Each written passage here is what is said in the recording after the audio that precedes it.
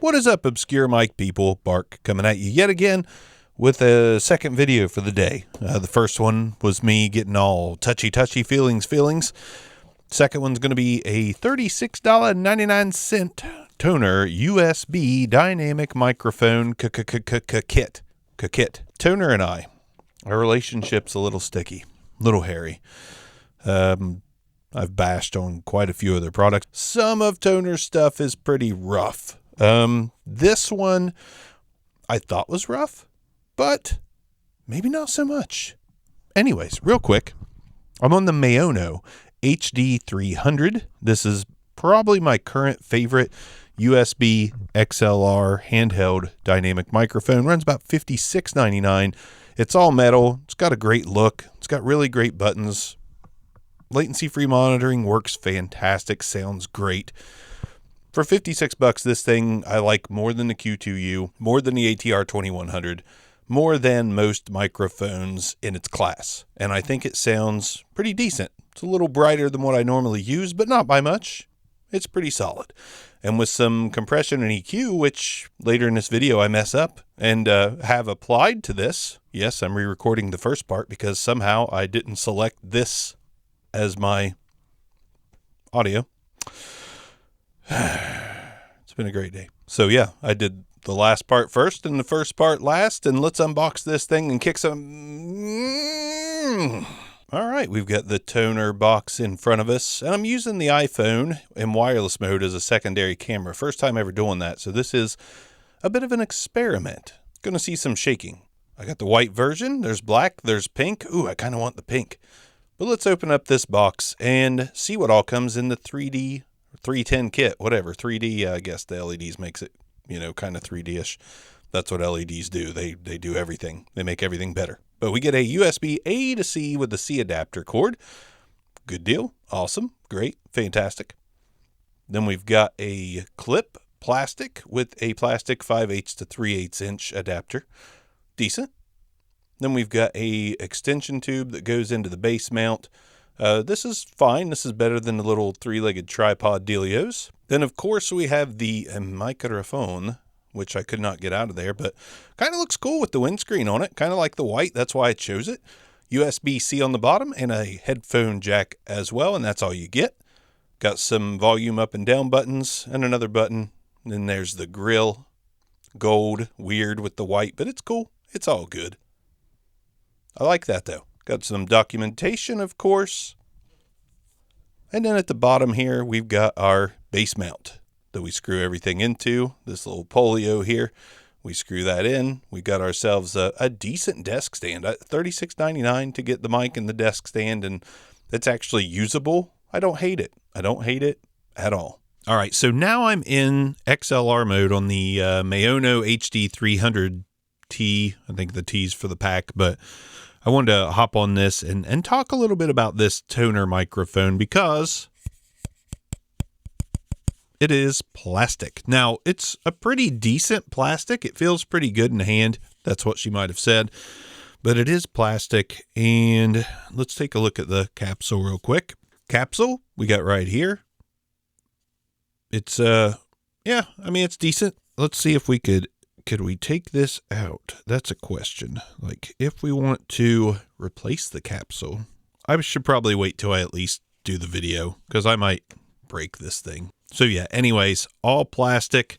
The windscreen fits on it nicely and still reveals that LED ring, which you're going to see here in a moment, which will just blow your mind. But we're going to switch over in just a moment to the LED-ridden Tonor USB microphone.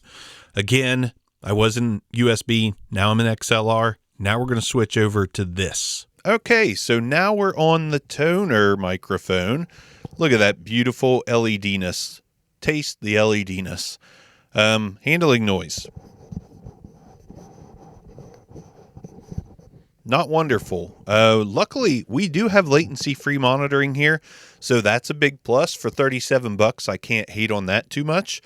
I do feel like I need to be right on the mic or I just don't really get much sound out of it. The latency-free monitoring sounds just a little off. It's fine. It's not like reverby or echoey. It just doesn't have a like a real direct sound to it, I guess. The closer I get, you can't control the volume of the headphones. It's all gain controlled. How much gain is how much you get in the headphones. So I did have to amp that up a little bit and then dial it back in OBS just a tiny bit. But yeah, this is the microphone. It's $37. It doesn't necessarily sound terrible, but it also doesn't sound great. Let's go ahead and we're going to take the provided windscreen off and do some plosives. Peter Piper picked a peck of pickled pineapple pizza. Peter Piper picked a peck of pickled pineapple pizza. And when you get right on top of the Tonor TD310, is that right? Is that right? Oh, no. TD310. That's right. This is what it sounds like when you're right on top of the Tonor TD310. Now we're going to do off-axis rejection. I'm going to take the microphone, go 90 degrees off-axis, 180 degrees off-axis, 90 again, and then slowly back around to the front of the microphone. Man, it's so weird to just see something glowing and changing. And I know we've got a mute button here, and also I think an LED light. Let's single press it. So that muted the microphone. I think if we long press it, okay, so you can cycle through some stuff. I long pressed and it turned it off. So no colors. I'm going to long press it again. And we've got kind of a quick flashing of colors. That seems to be what it is. Now I'm going to long press it again. And now maybe a slower color change, maybe. A little confusing. I don't know. Either way, mute button works well. Latency-free monitoring works well. It's plastic, but it's not the worst thing ever. I don't really hate it. I don't love the way it sounds. It's definitely bright, but so is the ATR 2100 from Audio-Technica, and so are a lot of USB mics. Even the Maono that I was using here, even it's a little bright in USB mode, but I kind of like the brightness on that one. This one, a little brighter than normal and a little brighter than I normally like, but I still don't hate it. It's not like a super high quality sound, but I gotta say the Maono is still my choice. This isn't bad. I'm actually kind of surprised. I did do some testing with my Android tablet and, did the USB-C stuff through there. I don't know if it didn't provide enough power or what, but it sounded kind of bad. But right now, into a computer, recording the thing with the latency-free monitoring, which didn't work with the tablet, I'm guessing there's a power issue there, working great now. So, I mean, it's hard to hate on it for $37. Like, if you just want a USB mic, as cheap as you can get one brand new with the desktop stand and the clip and all that comes with it, can't hate it too bad. Newman, I'm sorry. I told you that it was kind of terrible, but it's not. I guess I wouldn't classify it as terrible.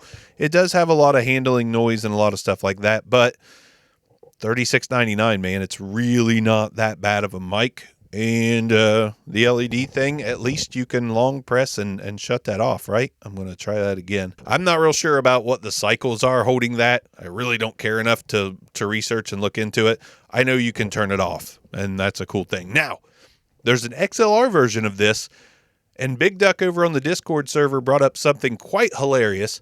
The XLR version of this microphone also has a USB port. But the USB port does nothing except charge the LED lights. Word? Like it's got an internal battery for the LED lights. It does not connect USB to be an audio device, but it's XLR with a USB that can charge it up so you can have lights. Merry Christmas in April. I like the fact that this has volume control on it, at least for the gain. There's a black version. You don't have to get white if you think this looks kind of funky with the white and gold. I came into this review ready to hate. And I don't hate it. It's fine. It's a fine microphone. It's nothing special. I would not recommend this to anyone for any reason other than, do you want the cheapest USB handheld dynamic with solid functionality. And that's just going to work for you, and you're not going to sound too bad. And that gold grill, which I think looks kind of goofy with the white, can easily be covered up by a windscreen that also takes the top down just ever so slightly, smooths it out just a little bit. But this isn't bad. I don't hate it. I thought about capsule swapping it, but in my experience, USB mics like this that you capsule swap, you don't get a lot of returns from because the internals have a lot to do with how this microphone sounds. Mostly, I'm not saying that's this one, but I have capsule swapped some other USB handheld dynamics and did not get a whole lot of change because, again, there's a lot going on internally with the circuit. So I'm not going to do it with this one. I actually think it's decent. It's better than I expected. It's better than tests I listened back to. It's not a bad job, Tonor. I mean, it's plastic, but it is a robust plastic. It doesn't feel super cheap, but it doesn't feel as good as the Maono either, which is still the king of these handheld dynamic USB mics to me. And it sounded really good in XLR, better than USB. I quite dug it in XLR. So I also did have compression on, but whatever. And a little EQ. That was a mistake on my part, but that's okay. We can remedy that. Here, let's do it. Okay, so this is without any compression or EQ, and I really do think that the Maono microphone sounds pretty darn good. It sounded really good once I clicked on that compression and a little extra bottom on the EQ. This thing sounds quite good in my opinion. So I'll turn it off. There you go. Now it's off, remedying my mistake. Let's go back to this and end it. All right, that's all I got to say. $37. I don't think it's too bad. I'm actually going to go to the BB-SAR, and on a scale of 1 to 10 on the BB-SAR, the Tonor TD310 for $36.99 is going to get a score of a 5 on the BB-SAR, which again doesn't sound glowing, but I assure you from Tonor, it is. Average, not a great deal, not a bad deal. I think it's perfectly fine if you just want to start recording and you don't want to get complicated and you just want to grab something cheap. Hard to find anything cheaper than $36.99, honestly. Yes, you could buy a Behringer XM8500, but then you're also going to have to buy something else to get it going. And maybe people just aren't ready for that. I feel like sometimes XLR intimidates folks that are starting out, and there's not a dang thing wrong with your first mic being a USB dynamic handheld from Tonor.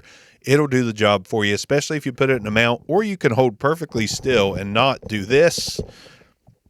It'll be fine, at least getting started. So good starter mic. It's a 5.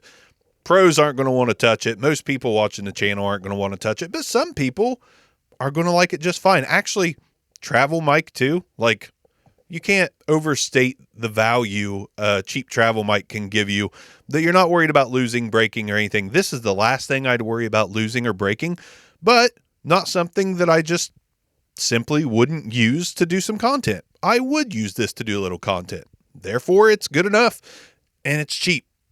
And again, I wouldn't care if I scratched it, broke it, dented it. Well, you can't dent it. It's plastic. You know what I'm saying. Oh, well. Tonor, not a bad one. TD310's out of here. Bark's out of here. I'll see you guys next time. Peace out.